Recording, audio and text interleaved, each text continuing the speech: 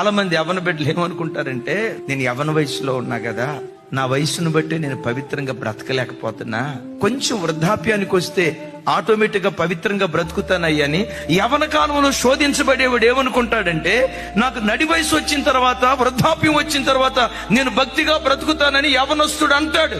అదే నిజమైతే వృద్ధాప్యంలో దావీదు ఎందుకు పాపంలో పడ్డాడు? యవన బిడ్డలారా, నీ చుట్టూత drug addicts, smokers, drinkers, illegal affairs తో జీవితాన్ని కొనసాగించే బురద లాంటి వ్యక్తుల మధ్యలో నువ్వు బ్రతుకుతావు. దేవుడు ఒక్కడు నీకు తోడుగా ఉంటే, బురదలో తామర వృక్షం ఎదిగినట్లుగా, నీకు వివాహమైనా వివాహం కాకపోయినా, భార్య తోడున్నా లేకపోయినా, భర్త తోడున్నా లేకపోయినా, నడి వయసుకు వచ్చినా ఇంకా వివాహం కాక ఒంటరిగా నువ్వు మిగిలిపోయినా, ఏ వయసులో నీవున్నా, ఎక్కడ కాలు జారకుండా బురద లాంటి లోకంలో కూడా నిన్ను పవిత్రంగా పెంచే శక్తి మంచు లాంటి దేవుని మీద ఉంది.